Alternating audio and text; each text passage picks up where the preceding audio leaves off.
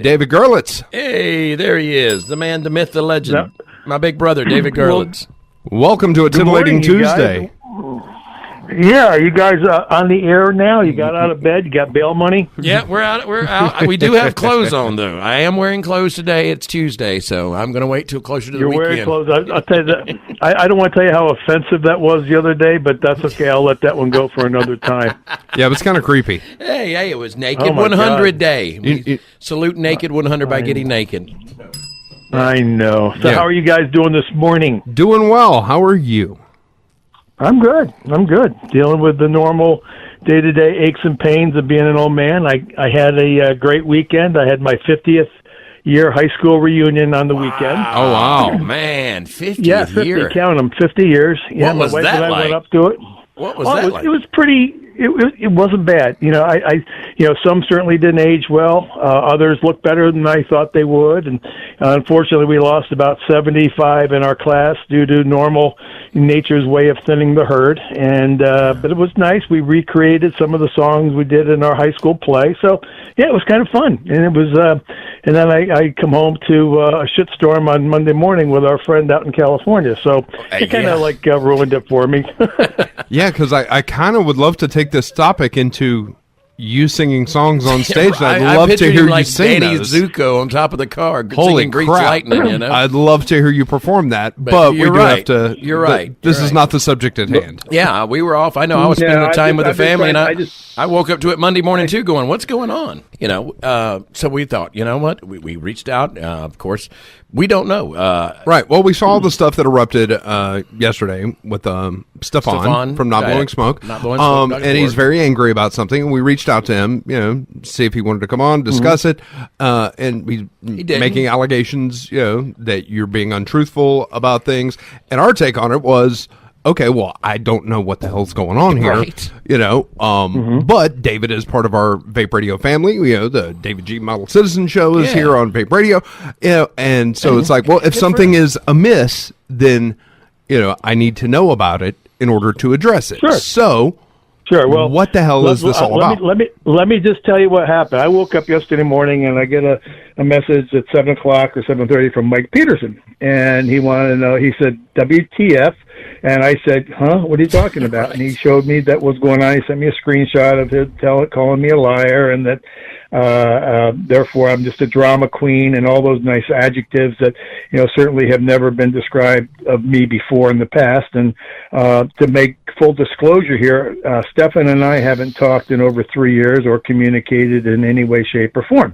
So I was certainly put off with, well, what the hell happened? Then I tried to answer some questions from my partner Kevin Lacey at Pinnacle, and Vape's Gone Wild, because they certainly wanted to know what was happening because of the reputation that I have with them. Right. And I'm saying, well, guys, I really don't know, but I can only imagine and I can only assume that maybe he heard a podcast that I did 4 or 5 weeks ago, and you may have run it on Vape Radio as a follow-up, because I've done 12 or 13 episodes, and I've taken a couple weeks off because of certain situations that I have going on right now with my technology and getting my production going. I got another couple projects working on in LA. So I took a couple weeks and I put it aside. And so I guess maybe he heard something to my reference of my dissatisfaction with big tobacco putting money into things that have to do with vaping. And you got to understand that the full disclosure here goes back about 1.5 years when he was out there trying to put money together for the proposition, say no to Proposition E, which was the flavor ban in San Francisco, and all the other bans that subsequently came out in California, of which NBS was a big part of. Right. Well, I think that's what happened. I'm not sure, but then I started hearing that he was upset with people like me who have a podcast and have a voice, and then Vape Radio was mentioned, and I think, Smoke-Free Radio was mentioned, that somehow we don't have a right to say things, and that sort of pissed me off to a point where I started looking into it a little bit more and more and more based on what's happened in the last 1.5 years, because again, Stefan and I haven't had any conversation since I saw him in Houston or Dallas or wherever it was with the smoke-free, Safada conference down there in Texas a couple of years back. Right. So, but we've never communicated. I've not aligned with them in any way, shape, or form, but I am aligned with people that he has bullied over the last year and a half. So I guess maybe that's a part of the reason why he's picking on me now, because I'm just next in line, because that's similar to what he does normally. And I'm telling him to bring it on. If he's got proof and evidence of something that I've lied about, shit, if RJ Reynolds can't sue me or Big Tobacco because of everything I said has been corroborated or verified, then I say bring it on. Let's see what he has to say, and let's put him in his place. So I didn't say anything yesterday. I told Kevin Lacey, my business associate with Pinnacle CBD and Vapes Gone Wild, that I'm taking the high road here, because I'm not going to get into a pissing contest with somebody when accusations haven't been made. And he's trying to use this drama, talking about drama queen. He's trying to use this drama that in 2 days all will be revealed. I'm saying, I'm anxious to see it too, because I'll be curious. Right. You know, it's not like I haven't left crumbs for 30 years as to my involvement. And if he says I'm lying, is he saying that I was never the Winston man? Is he saying that I never did the ads? Is he saying that I never testified in Congress? Or, you know, so I'm anxious to see it.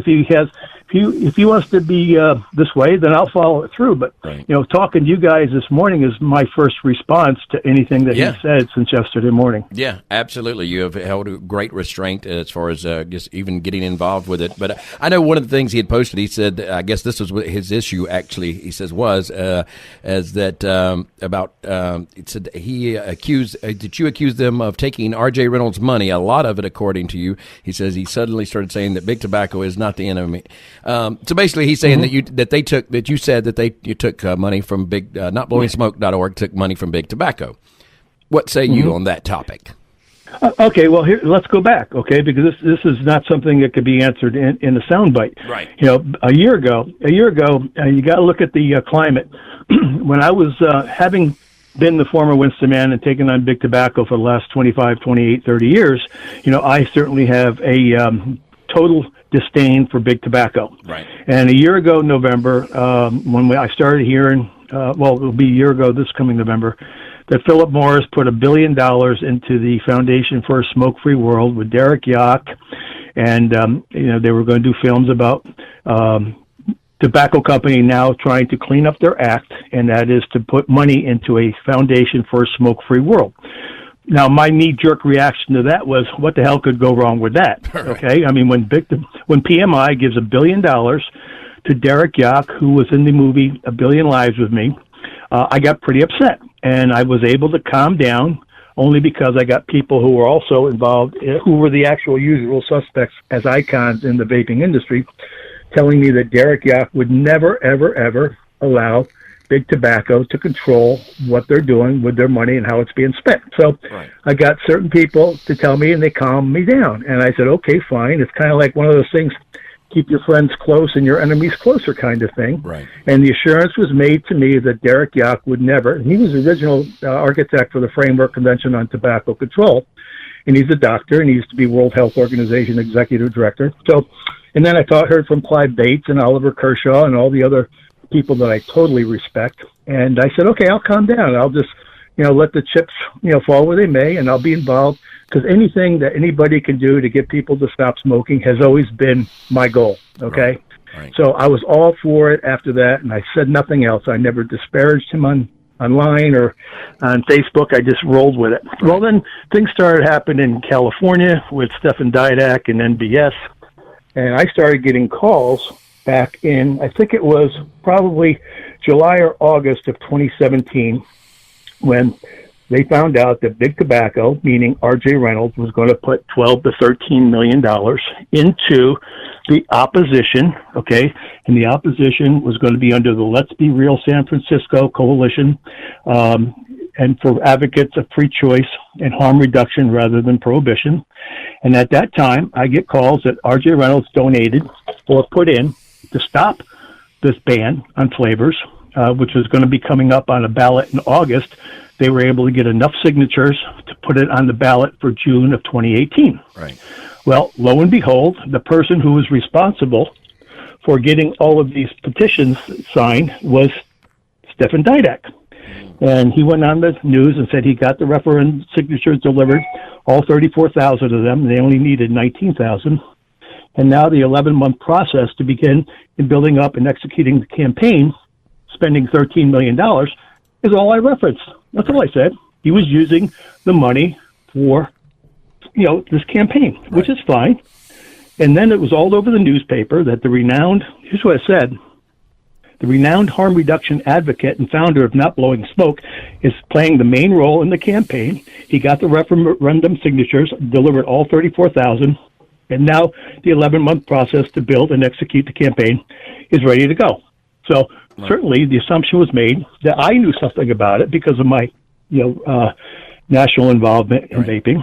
I get a call from a reporter, and the reporter tells me, they asked me what was my thoughts on Stefan Didak taking money from the MBS from R.J. Reynolds. I said, I don't know what you're talking about, but I did say I am always suspicious of big tobacco getting involved in things, and I have reasons for being suspicious. Absolutely. That's all I said. Absolutely. And okay? I totally understand. So when I maybe referenced it into my podcast, that NBS was the leading headliner for the referendum, which was no to Proposition E, and let's be real, San Francisco, and he is the main role as the renowned harm reduction advocate. I only made certain assumptions. Right. So now the other thing that happened that caused this to come to fruition, I guess, he's a big bully.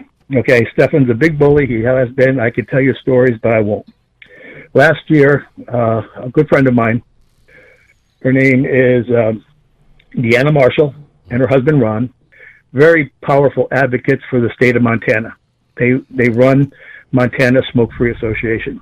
Okay, good job. Good deal. And they were fighting flavor bans and other issues, legislation in Montana, and they took no money from big tobacco whatsoever. So Stefan apparently got into a pissing contest with them, and she said something. I talked to her the other day, so she knows that I'm not talking behind her back. She was saying that we can do these things without big tobacco money, because if we're going to say we're not big tobacco, we should certainly walk the walk and not take money from big tobacco. Right. Just like you guys did at Vape Radio. Right. You made a decision. Right. So you made a distinction. Yes. So I just was really upset with the fact that he was all over Facebook and the media and social media disparaging their efforts. And she just responded with the same fact that, you took big tobacco money and I'm watching this and I'm not really involved because I don't know all the facts and I don't get involved in things I don't have facts on or clarification. Right. And he just sent her lots of emails saying that he's had to use the big tobacco money because it was worth saving lives, and that's altruistic. That makes sense. And what I'm a firm believer that wherever you have to get the money from, okay, to help people come off of tobacco, and if it means keep flavors alive because we know the importance of flavors and being successful in transitioning from smoking to vaping, I'm all for that. Okay, right. I just don't like grandstanders. I don't like bullies, and I don't like people who come off better and smarter and more wealthy than other people who are trying to do the same thing with the same end result, but they're taking a different avenue. They have a different landscape. And if Marcia and Ron do not want, or Deanna and Ron Marshall don't want to take tobacco money, that's their prerogative, as it should be for Foundation for a Smoke-Free World with $1 billion coming from Philip Morris, or if Stefan was involved with the Let's Be Real San Francisco and wanting to save flavors in San Francisco and Beverly Hills and Contra Costa and whatever city he's working, that's fine too, but own up to it. Right. And he says in his screenshots or Snapchats or whatever you call them, he spent $12 million of his money. So, of course, the question is, you spent $12 million. Well, not really. So you have to make certain assumptions, and I think that's where we're getting the tit for tat, right. And we're getting a little too specific here. I remember, if he wants to call me a liar based on certain things, I'm sure he could, because I remember when I first came out against big tobacco, and I said 434,000 Americans die every year. Well, the media was all over that because R.J. Reynolds said their records show it's only 392,000. So that's better, right? Yeah, that's so much better. But right. What they're doing is they're putting the element of surprise in the fact that I must be lying. Right. So they create the environment that, well, if he's lying about, we saw what happened with Kavanaugh, right, 2 weeks lying ago. About one thing, then yeah, exactly, and that's not necessarily the truth. Just like Dick Blumenthal up in Connecticut, you lie about one thing and then you're lying about everything. But he said he went to Vietnam, but he never did. Right. So I don't have that kind of animosity toward anybody except big tobacco, and I'm even starting to come off of that now because I'm getting older and wiser. And Big Tobacco has now come out in the newspaper and on television saying that what I've been saying for 30 years is true, and I've been vindicated. Right. Okay, so with this effort that he's trying to do for whatever reason, and I don't really know because we haven't talked and he hasn't been specific, and I'm waiting to see. Because I can challenge anything. Everything I've said has been corroborated from Congress to testifying in court in 5 depositions, and never once has R.J. Reynolds even called me a liar. Right. And if anybody's going to call me a liar, you would think it would be them, or Big Pharma, or Big Tobacco in general terms. So I'm just letting this go, and he's upset me. There's no question about it. And I'm angry that people like that, if you don't answer these kinds of accusations, which I don't even know what they are other than the generic term that I'm lying. Right. Let them bring it forth, and I'll be willing to discuss it with them. And I think that's what it's about, the R.J. Reynolds and, about them supporting them in California, supporting what he was doing, saying that they were taking money. But what we've seen is there literally it's 2 camps in the vape industry, I believe. And it's about a 40 to 60 split on people that think that, okay, we should work with Big Tobacco, and people that think that Big Tobacco should not be allowed, that we can't say we're not Big Tobacco if we're, doing business with Big Tobacco. And I honestly see both of it. I have my opinion. Obviously, with Vape Radio, we made our choice, but I don't go after the other people who disagree with that opinion. Like I know Stefan doesn't feel that way, but I also know Stefan lives in California where he's dealing with something entirely different than most of the rest of the country is. And if they helped him with his flavor ban, well, that's his business. And I wouldn't have done it, but I'm not going to go in and attack him. And I don't understand why he's attacking people that disagree with his opinion. When you have an ego, okay, and Stefan has an ego, and I remember talking to him back in 2012 when he quit smoking and he started vaping, and I was involved, with some of the vaping industry before it got really, going around 2014, and he was starting to work with, I believe it was Safada, with Doug Hughes. I could be wrong in that name. I think it's Doug Hughes who was out there with Safada, and then they had a southern chapter and a northern chapter because of the size of the state. And he was in San Francisco, and he was trying to get involved, and I didn't have any problem with him at all. And he was just doing fundraising, and he was trying to get things going in the northern part of California. Hold on a second. Yeah. Sorry. He's trying to get things started in Northern California, and he's starting to do some fundraising. And to be honest with you, and I'll just say this right now because I'm probably going to have to wind up saying it anyway, he called me and he was talking about this fundraising event he was going to have at some club, like pub or something, and he said he knows how to raise funds, and he's going to put plants in the audience who will come up and start putting $500 in to start the parade. And that's kind of like what he said. And I said, oh, that's how you do it. He said, yeah, you put a couple plants in the audience who come up with $100 or $50 or $200, and then that starts the bunch of people who follow through. Okay? And I said, well, that's kind of interesting because I've never made a nickel in vaping. I've never made a dime. I've never crowdfunded for me. So I wouldn't know. So I thought it was kind of weird that he's telling me this because I'm not that big in the vaping community other than being known as the Winston guy. But I have never sidled up to anybody at Safada or CASA or AVA or VTA or anybody. The only thing I got involved in, which was a big mistake, and that was the Mark Block thing with, people with EVCA, that. Yeah, there was a lot of people tied up in that. Yeah, absolutely. And that's what I was only tied in. I was only tied in because I thought the concept of, coordination was a good thing, and that if that's the way we have to sue the FDA, then that would be something to consider. So I have never, ever been involved in making a dime in the advocacy portion. I started making a living with Vapes Gone Wild, Little Living, and Pinnacle with CBD flavor line. That's the first I've taken any sort of monthly paycheck to be responsible in this community. And for the first 9 years of my life, I never took gas money. Okay, so for him to want to disparage me and call me a liar and ruin my name, I'm going to have to fight it, of course. All right, and I know I don't even fear it. I just don't like to have to spend and expel that kind of energy on somebody like him. He could have called me and he could have said, we need a clarification on who are you accusing of stealing and using this. I didn't say he used $13 million, for hair plugs. I didn't say he used $13 million for buying cars or his 20th century home office that he's so proud of, or his assault weapons. Those are his choices. I just said that you should not basically disparage somebody who doesn't take big tobacco money to get the same results because he got pissed off, I imagine. In my podcast, I said, you couldn't even win a flavor ban with $13 million coming in from R.J. Reynolds. and they lost because the flavor ban passed. All right. Then it passed again in Beverly Hills. So my point was, you had $13 million available to you to win this battle, and you still frickin' lost. Okay. So why would you take a small state like Montana when you got people who have no money and they're battling because they have a belief in something, and that's what happened. Deanna and Ron Marshall was able to get it off the ballot, and they were able to without any money. That was my point. Yeah. Now, if he wants to take issue with that and say that I'm lying with my whole professional life, I mean, come on, that's a stretch, okay?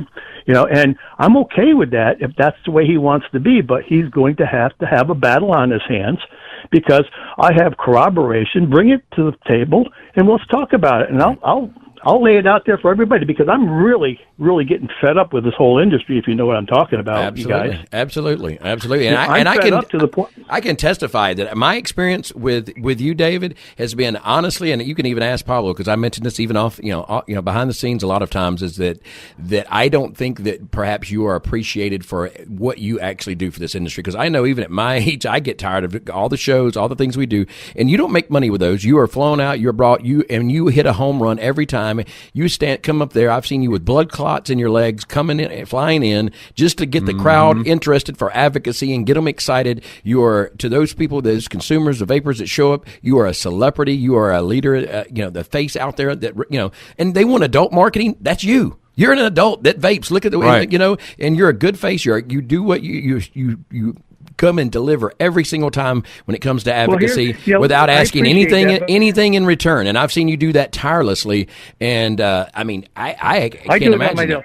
The advocacy people, let me say, the advocacy people don't pay me, and I don't come in there and I don't get paid for anything. They might give me a room at one of the casinos at the Foxwoods, or they might give me a room in a hotel. And usually it's a decent room, but I get there on my own dime. I pay for my own meals, and luckily some people will take me out to dinner. And and I remember years ago when Greg Connolly was involved, and he started before the AVA, and he was starting to get his sea legs, and he was flying around on his own dime, and he was sleeping on people's couches, and Greg worked his ass off to get to where he is today. And for him to now have to make decisions on who is important in the vaping community, because now Greg has to now pick sides too. Greg has to say that what Stefan is doing in California is good work. Well, it is. I never said it wasn't. Right. But I'm saying don't disparage people. Don't disparage people who are doing it with a different mindset, and that is not to take big tobacco money. And I think there's nothing wrong with it. But if you did and you still failed, that's the issue, I think. And I'm assuming, and I'm guessing because he hasn't told me, he hasn't called me, he hasn't said, hey, can you address this accusation? Right. Well, I would have. But no, he wants to go out there and grandstand. And now I have to defend it. And that pisses me off because I got energy right now that I would rather put into something useful rather than to defend my own name. Yeah, there's because grandkids I could easily or something. Say, fuck it. Yeah, no, I could easily say, fuck it, I'm done. I'll go raise animals and rescue animals because at least they respect you. Yeah. At least they poop outside. They lick you when you come home. Yeah. And they don't ask for anything. Yeah. Yeah. And now if somebody like him is going to ask me to defend who I am and what I've done for 30 years, that's upsetting. Yeah. And I have to deal with it. And I appreciate you letting me vent. Well, no, that's what we wanted. Is we wanted you to be and to keep it off social media. That's one of the things Vape Radio does, is to keep it from the because we all here are Vape fam. Vape, we're all vapors. We're all on the same team. And the thing is we don't want this being an example set out in the public where it's people that aren't vapors are looking at it going, what? It's better to talk about these things and address it. And just sit at the kitchen table. And everybody the few people that responded to him, because I don't even look at his page. I'm not even friends with him on Facebook. And I certainly had to see it. And I had to see what people were sending me. And what about this? And in 2 days, all will be revealed from the horse's mouth. I don't know what that is. I mean, I'm anxious to see what sort of information he wants to bring out, because it certainly would be news to me, too. From what I gather, it's just the audio clips of you on your podcast saying that they had taken, that R.J. Reynolds gave his organization money and lots of money. That's pretty much what it is. Well, did they? We don't know, because if he was responsible for not only NBS but also, let's be real, San Francisco, and Proposition E, and if he was the headliner for that, funding where this money is being spent, because it wasn't just about, e-liquids, it was also about other flavors for tobacco too. So, and again, I do know for a fact, okay, and this is something that you guys need to know, there was a total amount of $11,891 contributed, and the majority of that came from R.J. Reynolds, and out of that, almost $11 million went into expenditures, I guess, for media and for newspapers, articles, and things like that. All right, but when the Board of Elections came in, they had to, get all of these signatures, of which Stefan got, and he took the credit for getting them. Right. So certain assumptions have to be made that he's using that money to benefit his goals, whatever those goals are. Did I ever say that it was illegal? No. Did I ever say he stole the money? No. I said he had $13 million roughly available to use through NBS to now further his cause. Right. Now, if I'm wrong, I'll certainly apologize. But if he didn't do anything, if he didn't take, where'd that $13 million go, or $12.5 million? Right. And I'm not saying he stole it. I'm saying he used it to further a cause that didn't win the battle, which was to ban the flavor ban. And it didn't work. So he has to hear the whole concept of my podcast, and that's what I was referring to, because that's what my podcasts have always been about, hopefully, to be educational, informational, and I always check it. I always double-check before I say something that's going to be either stupid or taken out of context, but sometimes it is. Now, for clarification, yeah. that 12 million or whatever it might be, had he won, would you have then applauded him for that? Of course. There you go. Of course, because I don't think big tobacco, and I just explained why.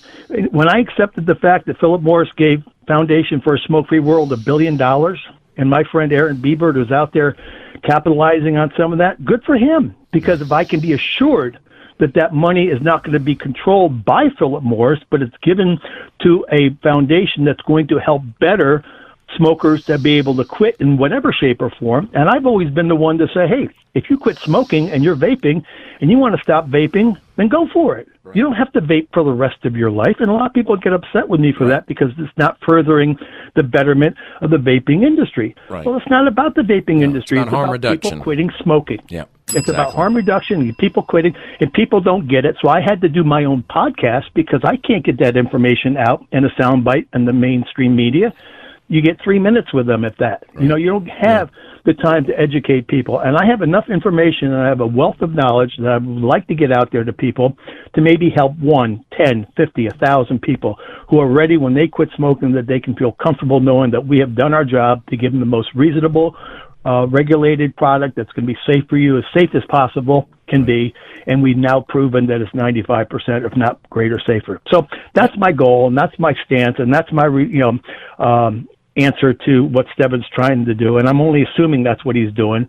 And if he has more, bring it on. I'm ready. I can handle it. I just get pissed. Right. Okay. And again, I think it's just going back to, it's like Baptists and Catholics of the vape. Yeah. Where nope, this is what we believe, and nope, this is what we believe. I believe we have there is a split there, but I just think that's, in the big scheme of things, what we're looking at as an industry right now, it's minuscule as far as what we've got to address. And I think going after it at this point right now, I see the people that go, oh well, we can't work with big tobacco because we can't say we're not big tobacco if we're in, to use a Southern term, in cahoots with big tobacco, but.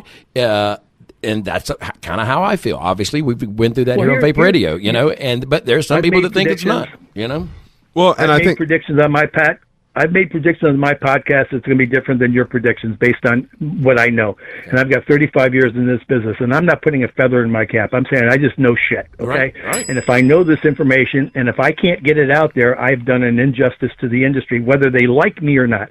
And if they're jealous because they're not getting the kind of media attention that I sometimes can get, if they weren't in 1 billion lives and he thinks he should have been in 1 billion lives, and I don't play those games, okay? Right. I got asked to do a 5-minute interview for 1 billion lives with Aaron Biebert for a film that he was doing. I happened to talk for 8 hours because I talk forever because I have a lot of information. He didn't know what to extrapolate, which is why I had 30 minutes in a film. And I wish, and still 1 billion lives is only a minuscule part of who I am. So I want to get this information out. So I developed the David G. Model Citizen podcast. And guess how much I've made on that? Zero. I have no sponsors that give me any money every month. And I know it's important. I do it because I have to do it because of the information I have. And if people don't want to listen, fine, turn it off and go do something else. Yeah. But I'm going to do what I have to do because I feel strongly enough about this whole future of mine. I'm going to go kicking and screaming to my grave trying to get the truth out. And if he wants to call me a liar, I have to battle that and waste my time. So that's what I'm angry about. Well, and I think that's what we see a lot of people in the industry saying, we need unity. We need unity in this industry. We got to stop the infighting. And, it goes right to, like we were just saying, it's Baptists and Catholics. We're all here for the same purpose, but somebody will just step on somebody's toe. The nuance of... And then it becomes a bar fight. Right. And it's like, we can agree to disagree sometimes on some of this stuff, guys. Right. Why can't we agree to disagree? Oh, I'm sorry I stepped on your foot. I'm sorry I misphrased that or whatever. And then just handle it and move forward with the main reason why we're here. Compare it. You can compare it to Baptists and Catholics, and I compare it to egos, okay?